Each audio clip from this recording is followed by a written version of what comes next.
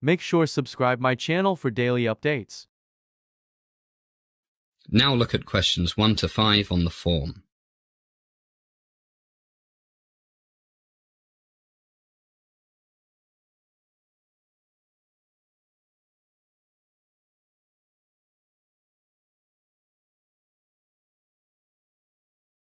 Now we shall begin.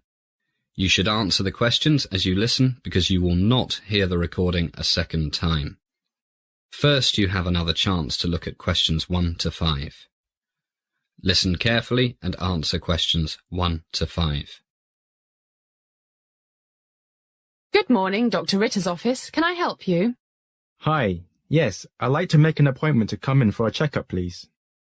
Okay. May I have your name, please? Yes, it's Jones, Peter Jones. And you want a medical examination? That's right. By the way, my name's Rebecca. I'm Dr. Ritter's secretary. Have you seen Dr. Ritter before, Mr. Jones? Actually, no, Rebecca. We've only just moved to Los Angeles 2 days ago. Great. Welcome to LA, Mr. Jones. Thank you. When would you like to come in? Any time this week would be fine. I don't have to go into office until next Monday. Okay, let me see. But first, to see how long you'll need, could you tell me why you need the medical? My insurance company needs it, and my company's, we're in real estate. Medical insurance also wants me to have one. Kind of killing 2 birds with 1 stone. Sure is. Insurance companies want a fairly complete examination, so that means you'll have to come in the morning, and don't eat or drink anything after midnight the night before. No problem. Let me see. Would 9 a.m. Thursday be convenient? 9 a.m. Thursday. No problem. Oh, I forgot. We have a meeting with my children's new headmaster that morning. That's at 11. Look at questions 6 to 10.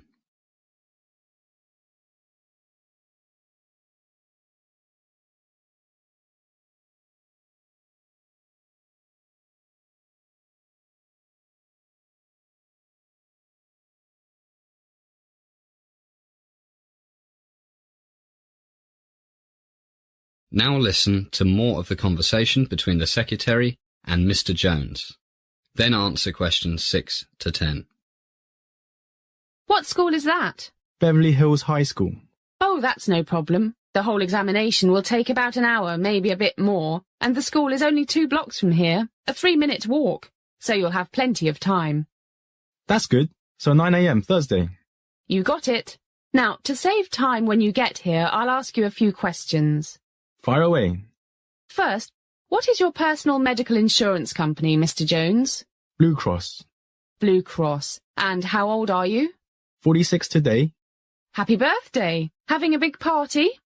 Not really. We don't know anybody here yet, except for 2 neighbors. I think my family planned to take me out to dinner. A secret surprise, hey?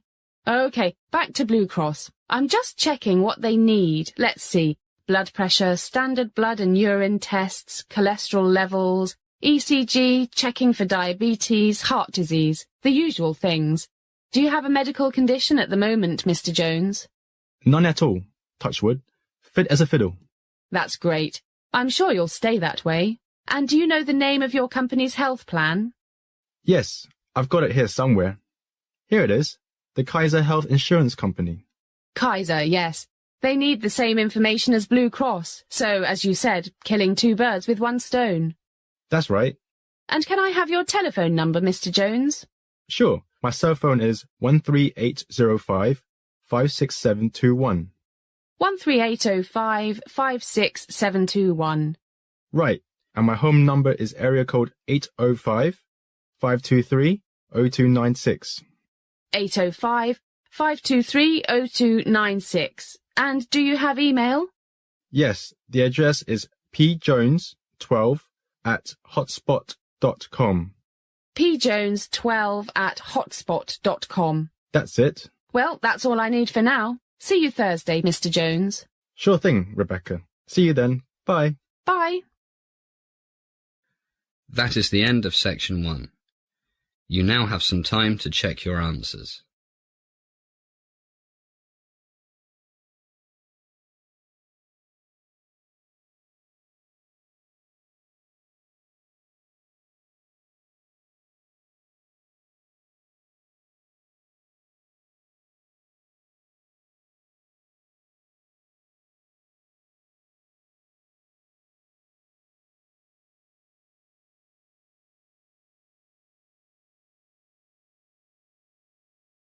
Now turn to Section 2.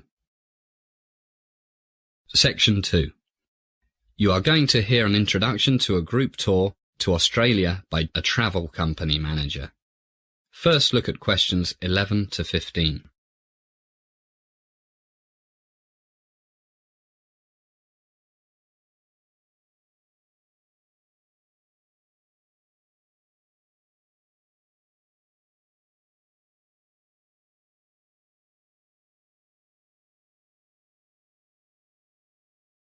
As you listen to the first part of the talk, answer questions 11 to 15. Good morning, everybody, and welcome to Morning Sun Travel. I'm Rick Smith, and I manage our group tours to Australia, New Zealand, and the South Sea Islands. It's good to see so many of you here. As you know, I'm going to introduce our latest product, the 21-day Grand Australian Tour. First of all, why did we develop this new tour? Well, our 2-week Aussie tours have proved really popular over the past few years, so after doing some market research, we found that there's a demand for a longer tour. In fact, looking around, I see some faces I recognise. You two went on our Australian tour last year, right? Great. Good to see you back again. If you think I'm exaggerating about Australia, you can interrupt me. Another thing. It's a long way from England to Australia, and many of our clients think it's a pity to go all that way for just a couple of weeks. So, our first 3-week tour will head off in early November, about 3 months from now. Now, if we dim the light a bit, I'll show you some slides of what we'll do and see down under. Our first stop will be Sydney. It's one of my favourite cities, and we'll arrive mid-morning and check into one of my favourite hotels, the 5 Seasons Hotel, Sydney. America's most popular travel magazine selected it as the best hotel in Australia. Believe me, it deserves every one of its 5 stars. It has fantastic views of Sydney Harbour, the famous Opera House, and Sydney Harbour Bridge. And for those of you who were born to shop, it's just a short walk away from Sydney's major shopping and business districts. Great restaurants and bars, and for those of us who like to keep fit, there's a state-of-the-art spa and fitness centre with sauna and heated outdoor pool. We'll have lunch in the hotel, and then off we'll go to explore. No time for a rest. To get over jet lag, it's best to get out and do something energetic. Our first afternoon, we'll stroll around the harbour and visit the Sydney Opera House. Then we'll have a relaxed evening dining at Luigi's Place, one of the city's best Italian restaurants. Day 2. Lots of fresh air. We'll have a day trip to the Blue Mountains. Just look at these slides. Wonderful views, complete with a walk through temperate rainforests. And these pictures are Featherdale Wildlife Park, the best wildlife park in Sydney, where you can feed kangaroos, have your photo taken with koala bears, and see over 2,000 different other types of Australian animals, including crocodiles, Tasmanian devils, wombats. Look at this picture of a wombat. Looks like a bear with short legs. And penguins, dingoes and snakes. Lots of snakes. Some of Australia's snakes are the most poisonous in the world. And you can also learn about Aboriginal culture. And, this is fun, try throwing a boomerang. As the talk continues, answer questions 16 to 20.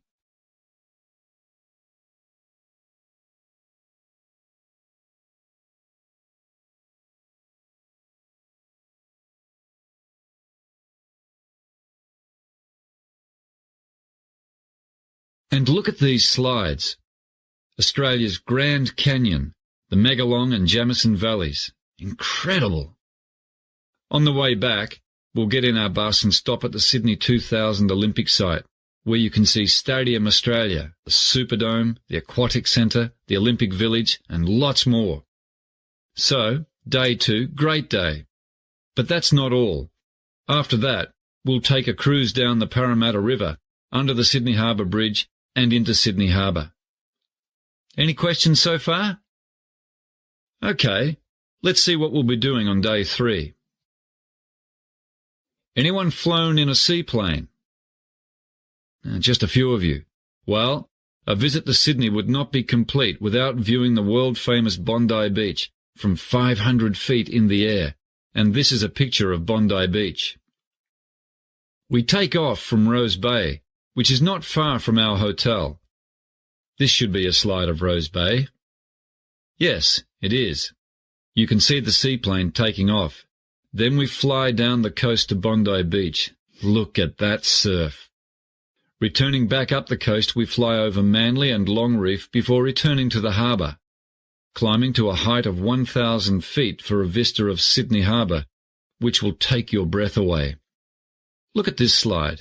And this one. Wow! And then back to Rose Bay. Then it'll be time for lunch in Chinatown. That's a great thing about Australia. It's a country of immigrants. So in the cities you can get just about any food you like. Greek, Chinese, Mexican, you name it. And perhaps you'd like to try kangaroo meat. Very low fat. And after a big lunch, we'll go to walk it off in Luna Park. I can't begin to tell you how much there is to see and do here. We'll just run through a few slides. Picture's worth 1,000 words, as they say, to give you an idea. Hey, I see the coffee's here. It's a bit early, not to worry. Let's all grab a cup now, and then we'll move on to Melbourne, then the Great Barrier Reef, and all the other great places on the itinerary. That is the end of section 2. You now have some time to check your answers.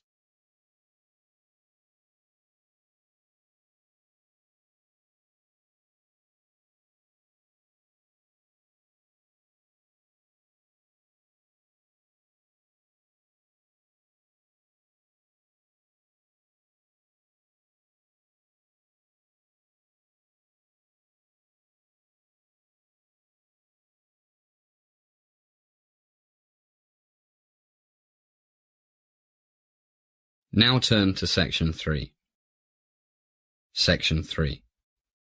Listen to the conversation between Bill and Anne, two students who are discussing the talks they have to present to their social psychology class. First, listen to the first part of the conversation and answer questions 21 to 25. You now have some time to read questions 21 to 25.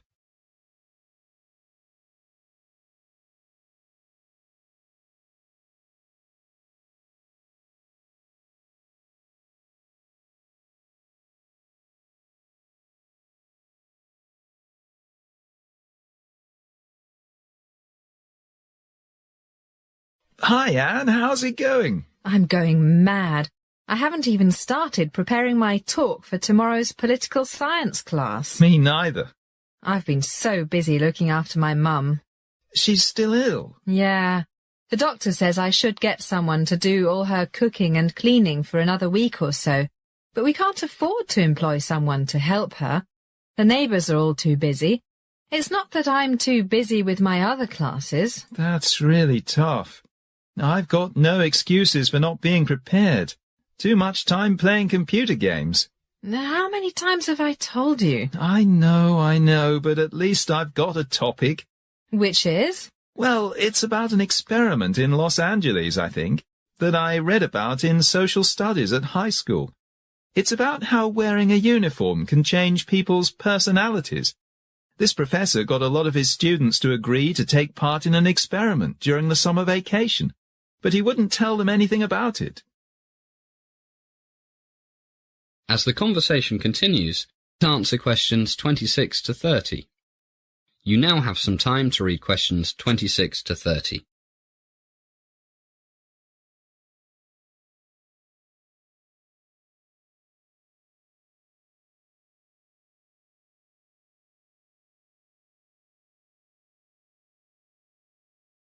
Can you remember the professor's name?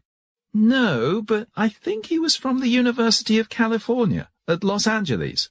Well, at least you've got the most important thing, a topic. I haven't even got that.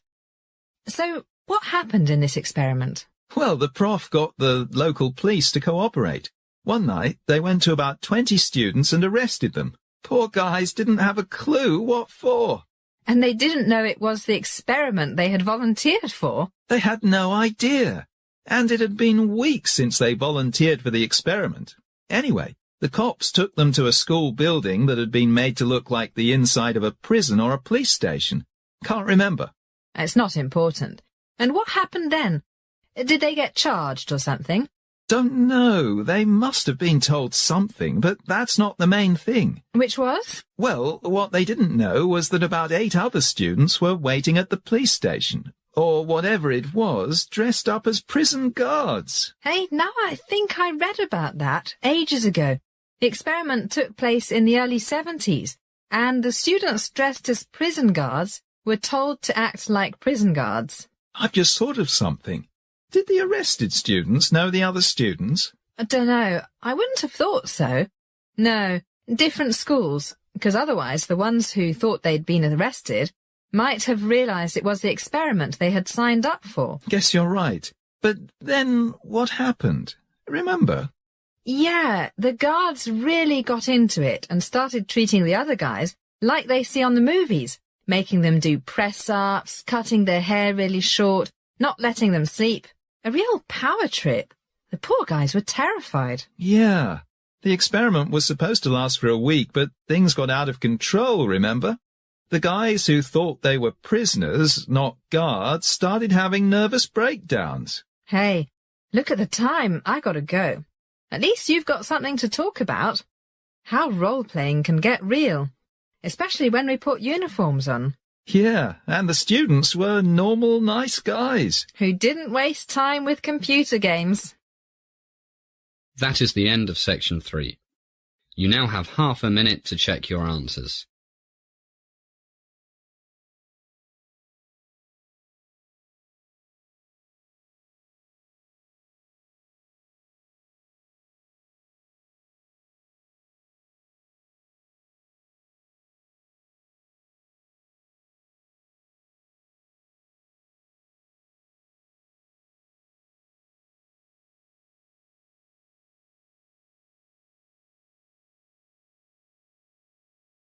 Now turn to section 4. Section 4. You are going to hear a lecture about sales and marketing. You now have some time to read questions 31 to 40.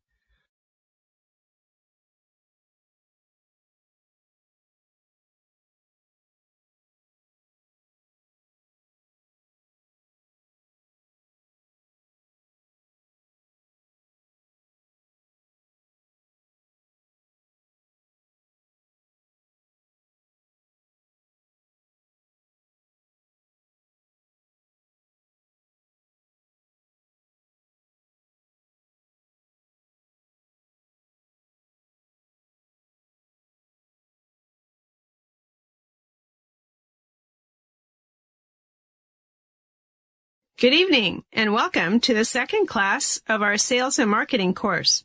Tonight, and in the next few weeks, I'll be talking about advertising. To be specific, about different types of advertising, different types of message, all of which, of course, are supposed to make your company, or your organization, the government perhaps, more successful. Now, please note that I'm not, at this stage, going to talk about advertising media. There are various choices here: radio, newspapers, television, billboards, magazines, and, of course, the Internet. It's almost impossible to go into Google or Yahoo or whatever and not find adverts on almost every page. But we'll talk about the various choices of media later. First, I will stress one thing. Advertising can be expensive. Whether you are a small business, an NGO, or a multinational corporation. So it's very important that what you spend on advertising is money well spent, money that achieves your objectives, whatever they might be. The ads must be cost-effective. It is therefore essential to use the right type of advertising with the right message that make it effective. There are several types of advertising, aiming to promote one, sometimes more, of the following things: brand name, company image, a product, a service rather than a product, or a group, like a manufacturers association or a cooperative. Can you think of anything else? Right. You might want to make people look after their health better and associate your company with things that can help them do this.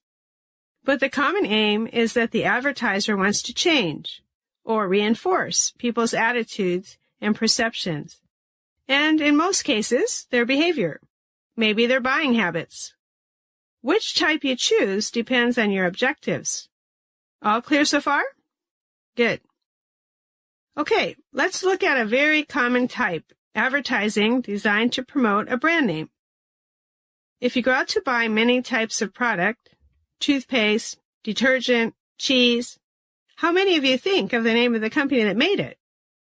Right, you don't usually think of Procter & Gamble when you buy the company's Tide laundry detergent, or Cascade dishwashing powder, or the Kraft Company when you buy Philadelphia cream cheese.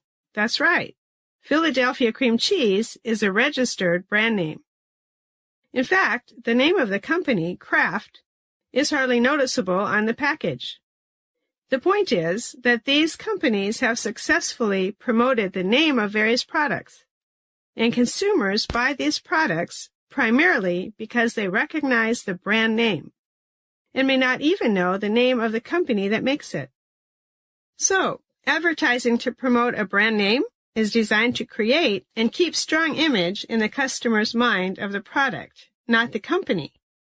For example, would you buy Shell? You know, the big oil company. Would you buy Shell beer? It's a famous company, but probably not. Imagine. But what if Shell had bought a brewery and marketed a beer they called Granddad's Old Ale? You can bet that the word Shell Oil Company would be in the smallest print possible and would never be mentioned in Granddad's Old Ale advertising. But when you buy a can of Shell oil or some gasoline, the word Shell is big and everywhere. So there's nothing better than a good brand name. Now, let's look at another type of advertising. Advertising that is designed to promote a company image. Imagine you've started a new company. You might want to start by getting the company name known first, before you worry about advertising your products and services. One company that did this was in San Francisco, the San Fran Video Store. The managers decided to promote the company name rather than promote the videos they rented out.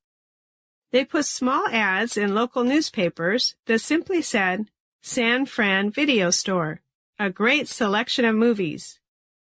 And they also had people handing out little cards with the same message on them, plus a list of the store locations. So they didn't spend a fortune on advertising. They put most of their money into making sure they had a great selection of movies. And it worked. They started with 4 stores in 1995, and now they have, at last count, 27. Now, can you think of examples of companies advertising both a product and the company name in the same advert? Come on, you must be able to think of one. What? That's right, a good example. Makers of luxury things like perfume and fashion. For example, when Chanel brings out a new perfume, the advertising message is always something like, Nightlight by Chanel. This almost immediately gives the new perfume a good reputation because it's by Chanel, and also reinforces perception of the company name. So, the different types of advertising might not be mutually exclusive. The important thing is that the objectives must be clear, mutually supportive, and not contradictory. Another type of advertising is designed to promote a service rather than a physical product. But our time is up, so we'll leave that till next time. Good night, everybody. That is the end of section 4. You now have some time to check your answers.